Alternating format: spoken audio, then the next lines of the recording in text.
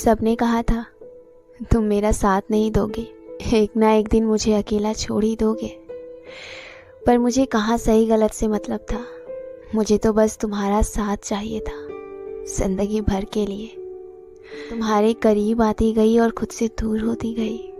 खुद के self respect का गला घोट दिया, बस तुम्हारी रिस्पेक्ट करती रही।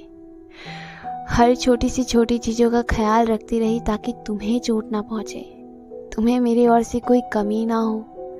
हर वो चीज़ करने लगी जिसमें उसे महसूस हो। हर बात तो तब समझ में आई जब पहली बार मैं तुम्हारी वजह से रोई। तुम मुझसे दूर होते हैं, तुम्हारे करीब आती गई। तुम्हें मेरा प्यार नहीं, सिर्फ मेरी खामियां नजर आई। मैंने तुम्हें समझा पर तुमने मुझे कब्जा। मुझे ये बात तब समझ आई जब तुमने मुझे बोझ समझा।